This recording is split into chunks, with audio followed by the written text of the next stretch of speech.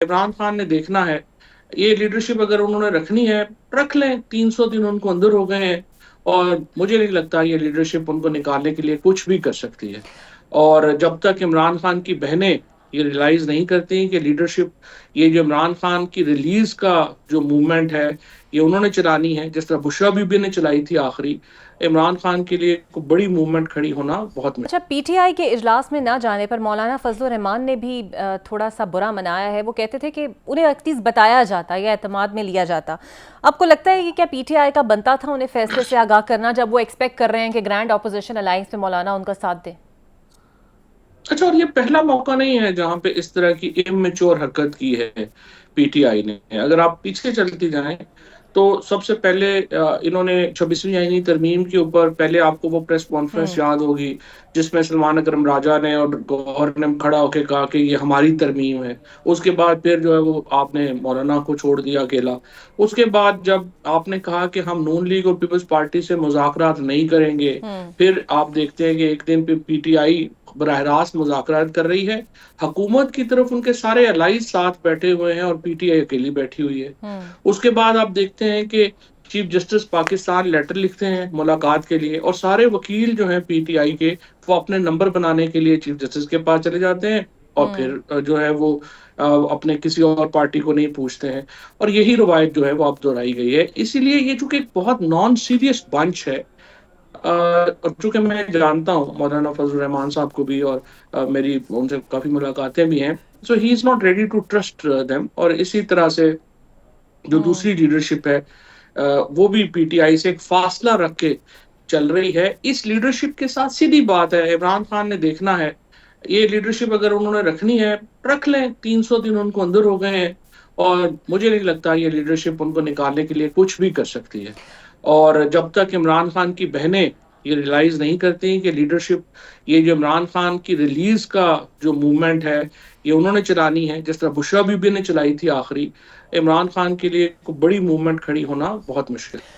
अच्छा, फवाद साहब, army chief ने अपनी तकरीर में एक पैगाम दिया था कि मुल्क की सलामती से बड़ा ना कोई एजेंडा है, ना कोई तहरीक है, ना ही कोई शख्सियत है। ऑब्वियसली इशारा किसी एक जानिब था। इस पर आप क्या कहेंगे? फिर वो ये कहते हैं कि अब हमें इसको हार्ड स्टेट बनाना होगा। इसका हम क्या मतलब लें? हार्ड स्टेट तो frankly is a term unknown to vocabulary. हमें नहीं पता, या स्ट्रॉन्ग स्टेट होती है या सॉफ्ट स्टेट होती है। हार्ड स्टेट की तो कभी इस तरह से हमने फिगर जो है वो कभी मैंने सुनी नहीं है, उनका क्या मकसद है या क्या एक्सप्लेनेशन है। लेकिन अगर कौम जो है किसी शख्सियत से बड़ी नहीं है और जो आर्मी चीफ ने बातें की हैं ये बड़ी मुस्बत बातें हैं, तो इसका पहला इम्पैक्ट यही होना चाहिए कि आप इमरान खान से मुतल्लिक तरीके इंसाफ से मुतल्लिक पॉलिसी बदलें और उनको जो इंक्लूजन है पॉलिटिक्स में उनको माने, ताकि पाकिस्तान के अवाम को लगे कि उनकी जो राय है, उनकी जो पसंद है, उसकी रियासत पाकिस्तान में कोई हैसियत और अहमियत है। अगर आपने जिस तरह से इलेक्शन के नतायज चेंज हुए, जिस तरीके से इमरान खान के साथ ट्रीटमेंट हो रही है, तरीके इंसाफ के लोगों के साथ ट्रीटमेंट हो रही है, उससे लगता ही होगा कि पाकिस्तान के अवाम की कोई हैसियत नहीं है और ये लोग मैटर नहीं करते। तो जिस कौम के शहरियों को ये यकीन हो जाए कि उस रियासत में उनकी कोई हैसियत और अहमियत ही नहीं है, मुझे बताइए वहाँ स्टेबिलिटी कैसे आ सकती है।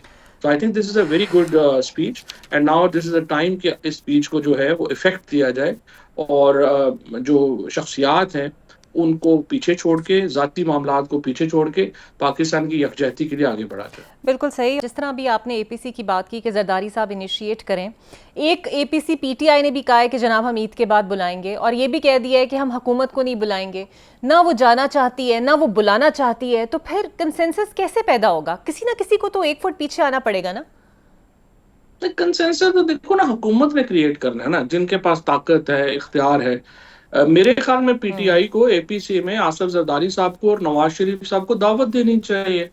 एपीसी अगर आप करना चाह रहे हैं तो आप उनको दावत दे दें, वो आए ना आए उनकी मर्जी है, लेकिन आपको आसफ जरदारी साहब को, बिलावल भुट्टो को और जो नवाज शरीफ साहब हैं उनको जरूर बुलाना चाहिए और इस अहम मुद्दे के ऊपर बात जो है वो करनी चाहिए।